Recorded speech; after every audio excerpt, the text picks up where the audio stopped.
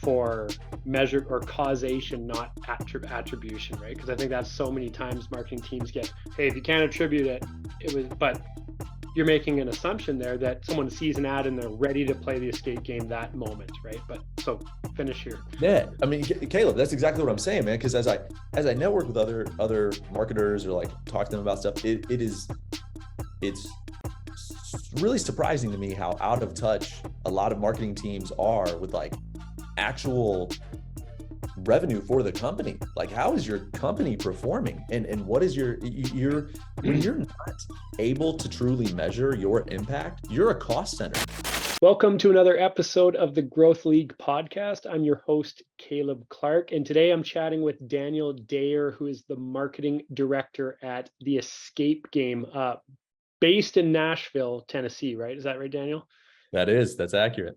Cool. I was reading a little bit about what your current role is and kind of how you've described your mandate. And I like the way you've described it. It is to sort of facilitate making the most use of your team's time, money, and energy while chasing your guys' highest priorities with efficiency and passion.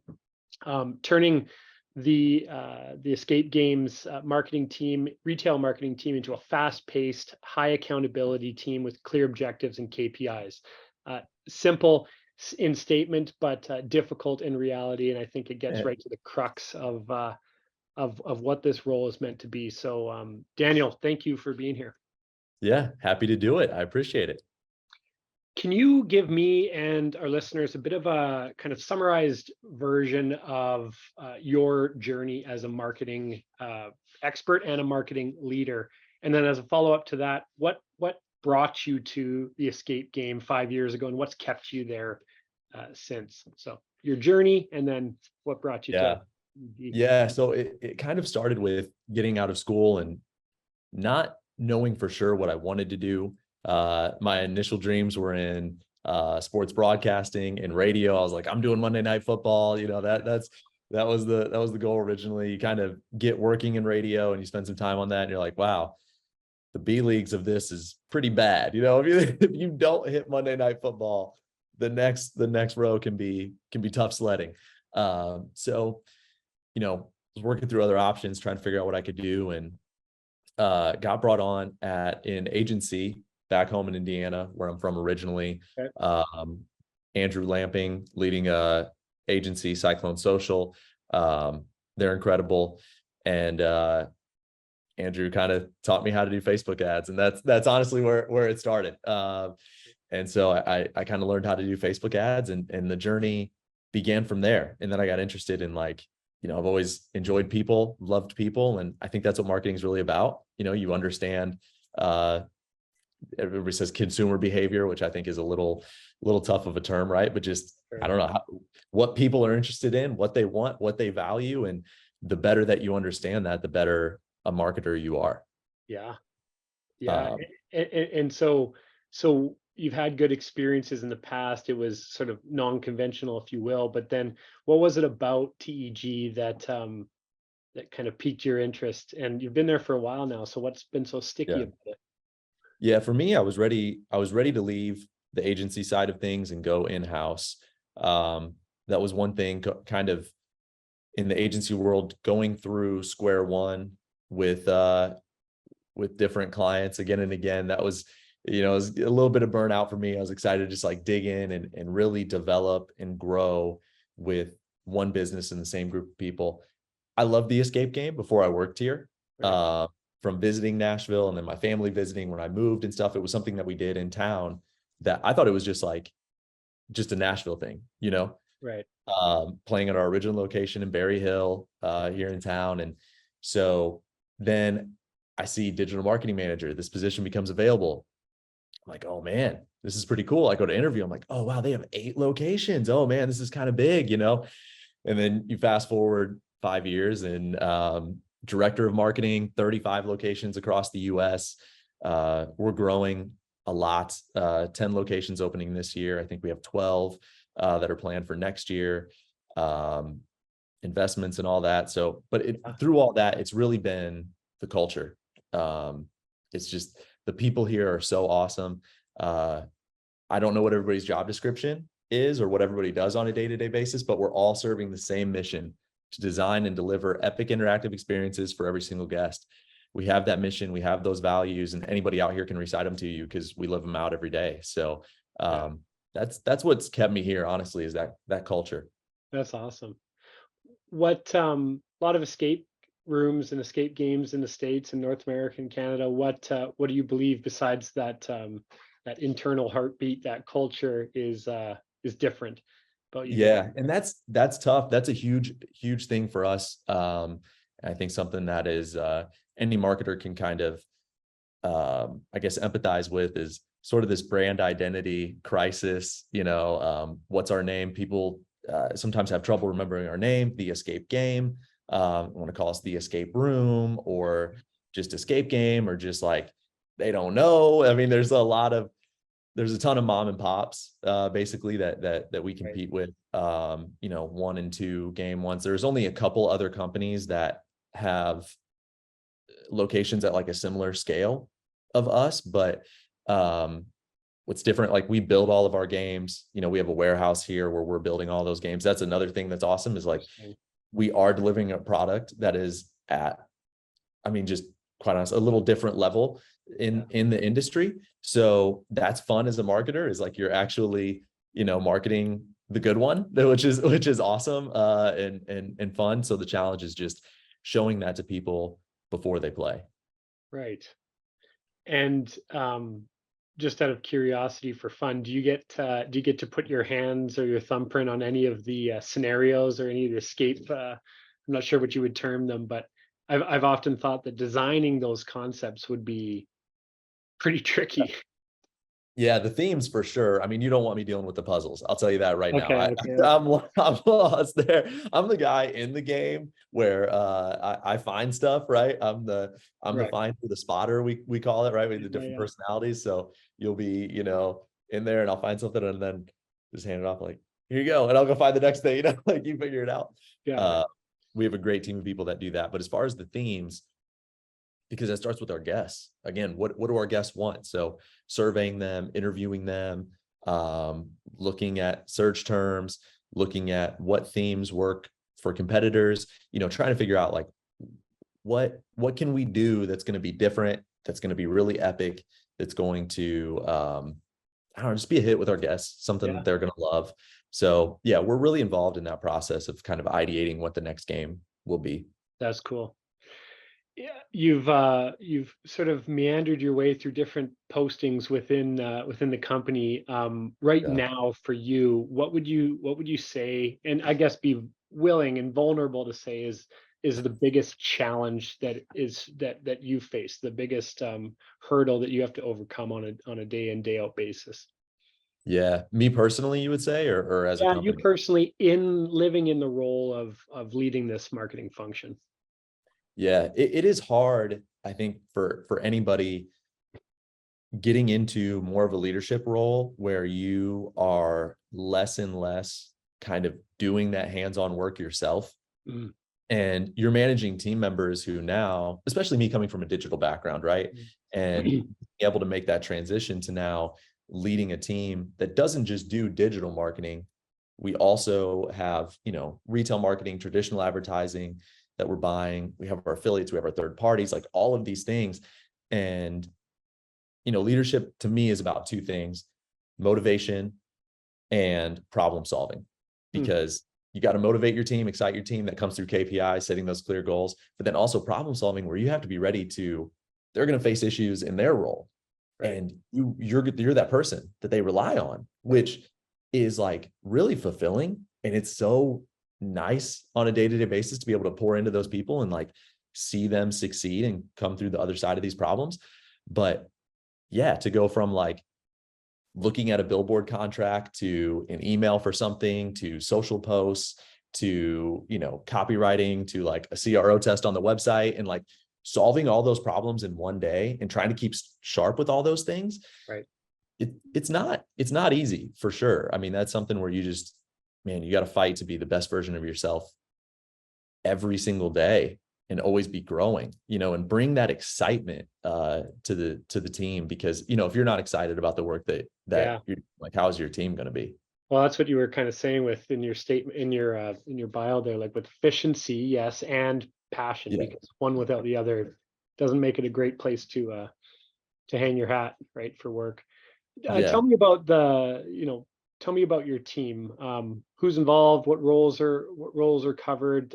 What is the dynamics that you've created, sort of the culture within a culture, if you will, that tell me about. Yeah. Well, that's one thing that's really good at the escape game, again, where I would encourage anybody to find a company that you align with in terms of culture, in terms of mission, in terms of values, because when you're trying to protect your team from that company culture, or you're trying to be like, Right. hey, I'm going to lead this team in spite of what that culture is, or I don't like what management or like ownership is doing, but I'm going to make it great anyway. Like, it's us to get, you're fighting a losing battle, man. It's going to be really, really tough. And there's no one size fits all in terms of culture, but you have to find the one that works for you, and then hire other people that are going to believe in that with you. So that's the first thing, is just the hiring process. We are painstakingly diligent about our hiring process sometimes. And I know that's unpopular nowadays. It's just like, hey, one interview, hire great people and get out of the way.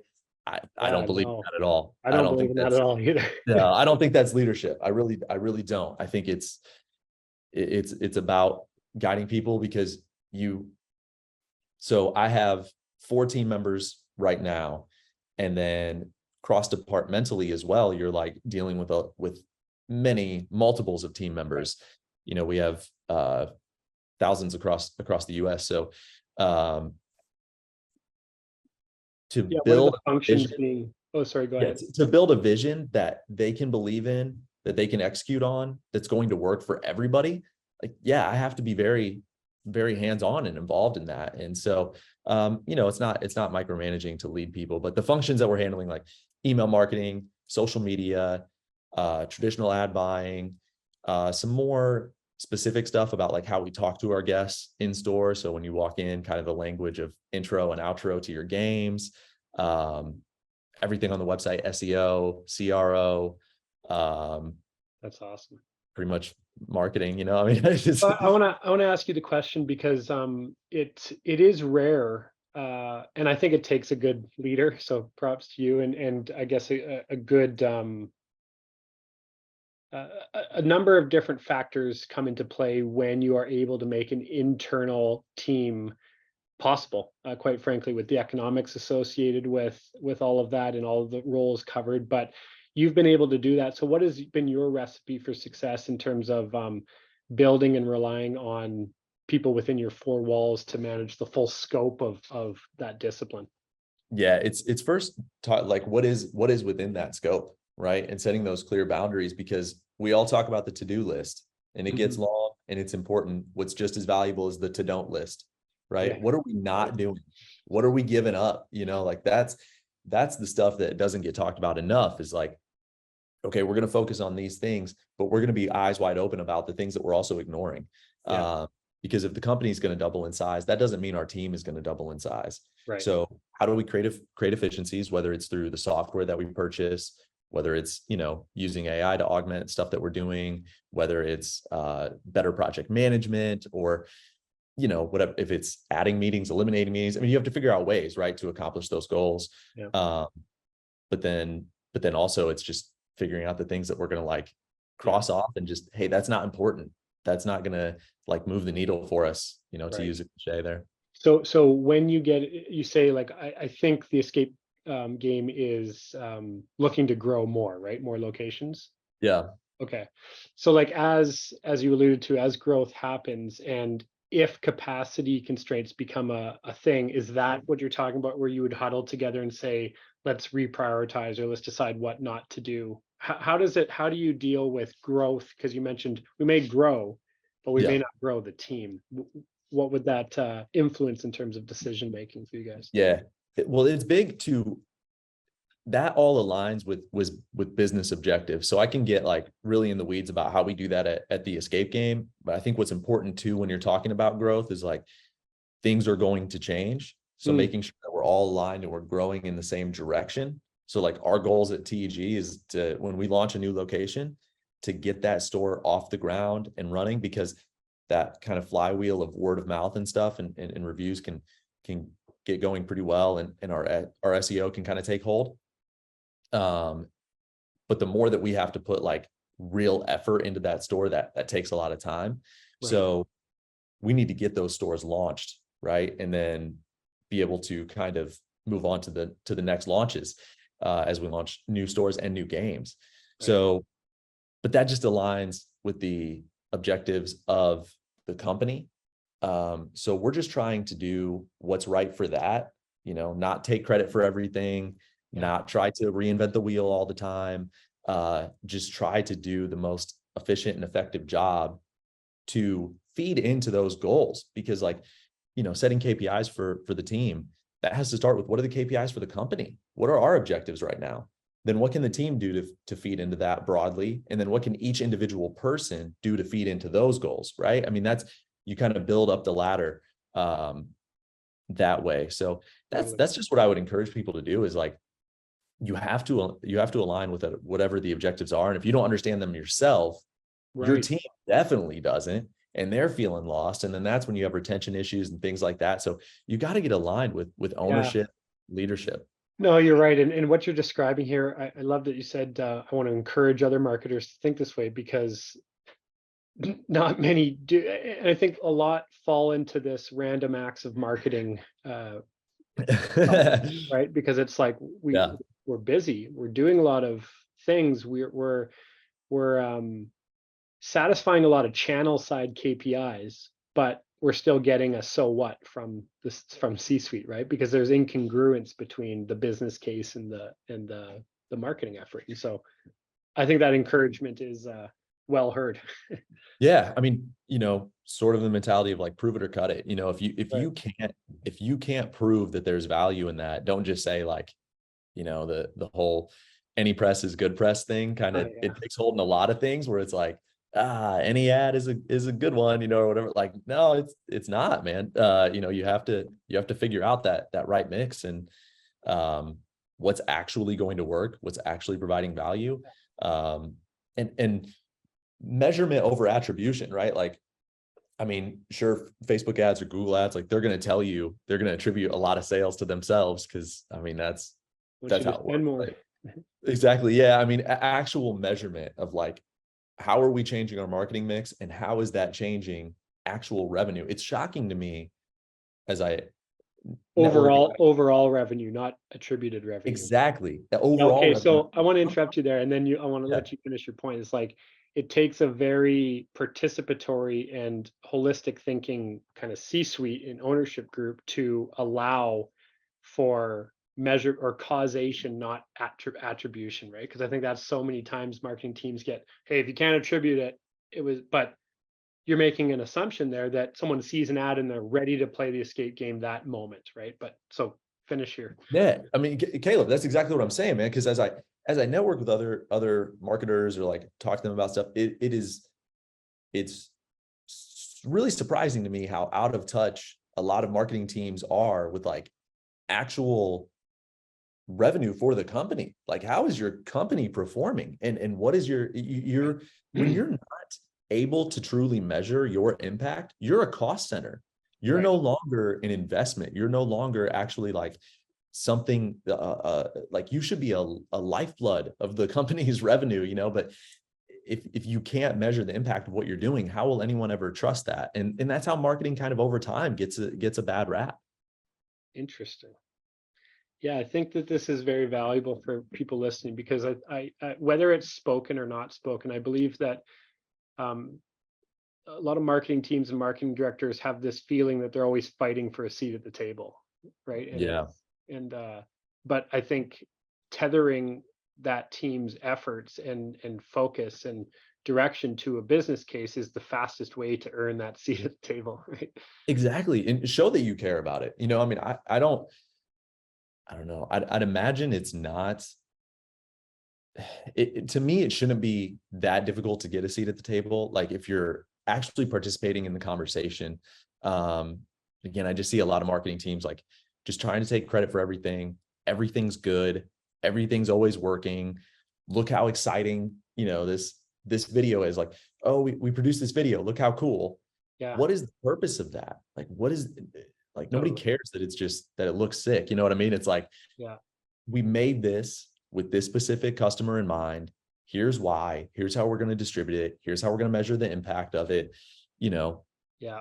and be To- brought in and keep fighting to be brought in on those conversations. Well, so many marketing teams, man, are on short leashes, and they like on the journey from launch to fulfilling a business case, there's, as you know, there's tremendous amount of optimization cycles, there's a tremendous amount of split test scenarios, and there's a tremendous amount of underperforming periods of time, but those are Yes. the required things, right? And so I wonder if some marketing teams just are trying to sugarcoat the what they're delivering, because they don't have the luxury or the length of rope to go through those disgusting optimization periods.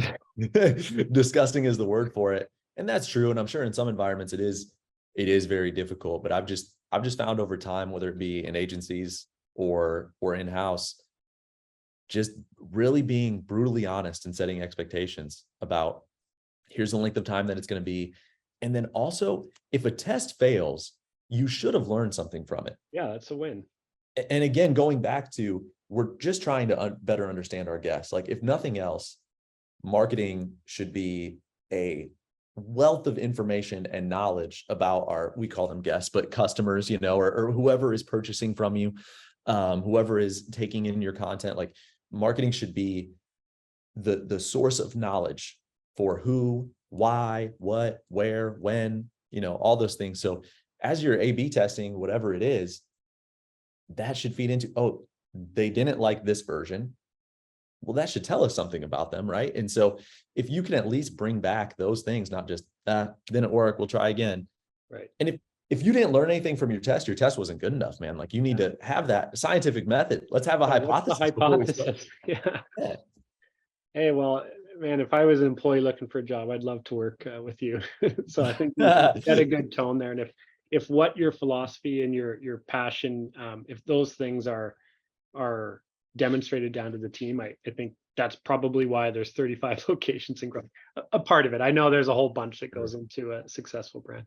No, yeah, and we got a Um, happy group of people. That's the other thing. I mean, yeah, I'm glad that everybody gets excited to come into work every day. Nobody's coming in with the Garfield attitude, yeah, like, oh, Mondays, like, nobody's trying to hear that. Like, yeah, let's totally, come in excited about the work that we're doing. And if you're not, like, let's find a place where you would be excited, and that's yeah, a win for both parties.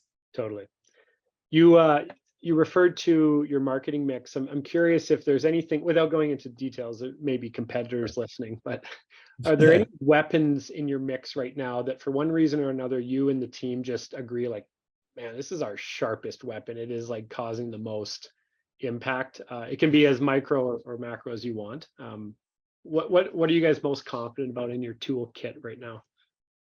I think macro, we can figure out and we can attribute the most to, and there's some things that we can't attribute to, and we're honest about those too. Is SEO. That's definitely our biggest driver. And I think it's one thing that I will say, I'll go into detail about everything that we do, Yeah, is yeah, like, yeah. it's not something that just happens.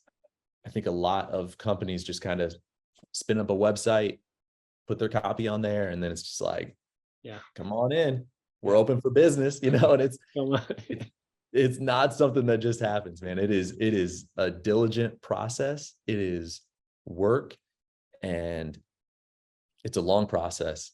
And because it's a long process, people think that it takes a lot of patience, but it's not. You don't just do something and then just like set it and forget it and just like, oh, we'll worry about that, months down the line. that's a good It is, distinction. it's a constant state of work. And with things changing all the time, you always have to be trying new things and never just like settling on good enough. how can you continue to capture more, get every bit that you can. Right. So I have a question for you based on that. Like for marketing teams where in the mix SEO is like just killing it for them. Yeah. Usually, not always, but usually the thing they're selling, product or service, is like a super high intent purchase, right? Hmm. Which is interesting in this case because without having chatted with you, I wouldn't. I mean, maybe my ignorance, I wouldn't have thought like entertainment is high intent. It's like I'm not doing anything, I'm bored. Oh, this looks interesting versus like, hey, my foot is broken. I need a this, right? So Yeah. that's interesting. You guys probably have some pretty, like SEO gets the label for being cut and dry, boring, black and white, but you've probably injected some creativity into that medium. Yeah. And I think the distinction becomes too, to me, local SEO is the most underserved, ignored Yeah. piece of marketing of anything, because SEO gets talked about and Right. it's always national SEO, which is a completely different game, by the way. I That's mean, right. like you're talking about, if I'm an online retailer, there's a million examples and articles of like, say, for example, you're a clothing store, you might do this, or say, for example, you're a doctor writing about medical stuff. Like there are Surface level. so, Yeah. yeah, so few examples of like, there is somebody in market right now searching for a thing, Yeah. be there for them, and doing that at scale, where you have 35 locations, Yeah. in all these different cities like that.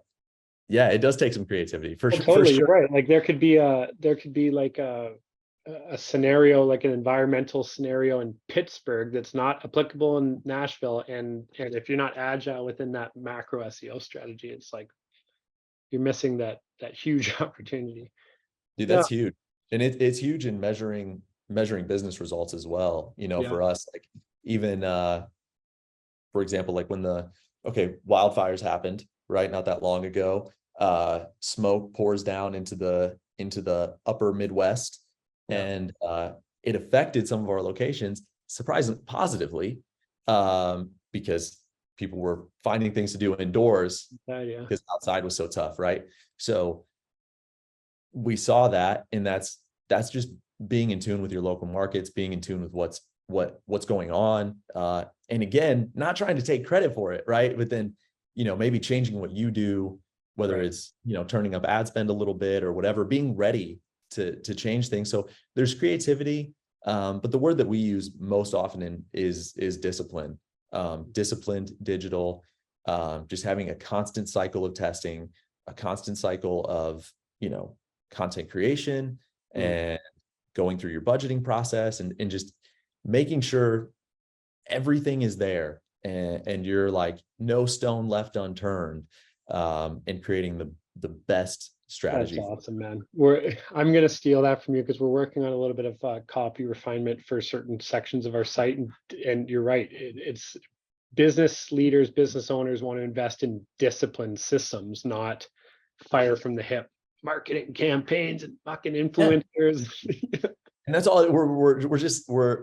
We're hype a lot of times as marketing. We're just like the cheerleaders, which I love being a cheerleader for my team. I love getting my team excited, but if you're just walking in with C team, and we're just hype machines, Yeah, like, oh, look how sick this looks, oh wow, rebrand, oh wow, look at these colors and this, like that's not measurable business results, no, uh which nobody else is going to care about outside of your team and like no, your parents or whatever. your parents, even them, they don't care. No, they know. Dude, Um, my grandpa doesn't know what the internet is, and so he's got no clue what I do. He tells people, he goes to the grocery store and tells people I work in movies. yeah, Uh, because I close told him, enough. I was like, kind of like commercials or something. And he was like, yeah, oh, the movies. Like, Daniel, can you fix my printer? I was like, I have whatever. no Yeah. idea how to fix a printer. But Right. um, not using the word weakness, but what's one on the flip side of that? What's one area of your mix right now that you and the team all look each other eye in the eye and like, let's tighten up? Yeah. Oh man. Um, there's, I mean, everything. I don't know. There's a lot of stuff. Like Sure. that's the thing. Like we've really created a culture of competitiveness with ourselves and with the outside world, and constantly being better. We have a value excellence. We are relentless in our pursuit to be the best. And so Yeah, I excellence see what you're saying. means, It's like means even if excellent work. So yeah, it does mean being relentless, like the word relentless. That is, and not relentless to be better than we were yesterday, not relentless to just be good. Like we're relentless in our pursuit to be the best. Like we're never truly there, but it's always that pursuit, right? So there are specific things, and I think that goes back to the to-don't list that I referenced earlier, where like maybe specific channels that were like, that's not as dialed in as we want it to be, yeah, but it's not a focus, right now. So for example, if you're just saying like, okay, I'm gonna, this channel, we're gonna like, not, that isn't as dialed in as we want, but we're really focused on this right now because we think that's going to drive the impact. Again, that's what's important, is just being clear with yourself, of being aware of kind of those flaws, so you can like put that extra time into something else, get it up to that level, and then change focus when needed. yeah. Man, if we're not careful here, we could go 2 hours. I want to leave you with one question. We might have to do a follow-up actually. But Okay. Yeah. where do you and your team believe TEG is going, and what do you guys believe or know strongly is your role in making that happen? Yeah. What's the rallying cry internally? Yeah. Part of our vision is to disrupt the world of entertainment. We want to, our vision is to dominate the escape game industry and disrupt the world of entertainment. So, specifically define and dominate the escape game industry, which I believe we've done to a degree. I think we've defined certain ways that people talk about it. It's funny how many websites I see that like, one or two game locations that it's like, it's copy paste, or like photos that look like it cool. And hey, that's all good, man. That's great. We're defining the way that this space is talked about. And yeah, truly trying to more and more dominate it every day. But then there's that next step of disrupting the world of entertainment and being as big, or considering that same thought of like movie theaters and things like that, where it's truly a part of everyday things to do. The percent of people in the United States that have actually played an escape game is still in the single digits, Yeah. which is crazy. So there's so much room to grow.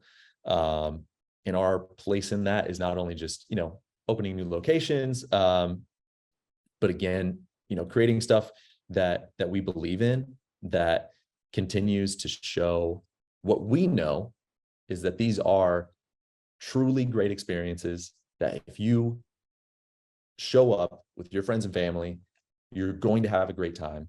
You're going to be treated well by our people.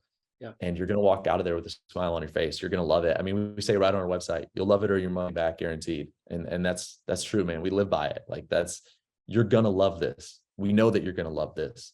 That's our role, man. Just invite people in to something that we already know is really cool.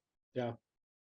Well, keep doing it, man. I think you're an excellent voice for the discipline of marketing and marketing leadership. And I think that episodes like this help me in my mission to encourage leaders to facilitate environments like this that are business case focused, that are aligned to a vision, that are having fun, but they're dead ass serious in what they're doing.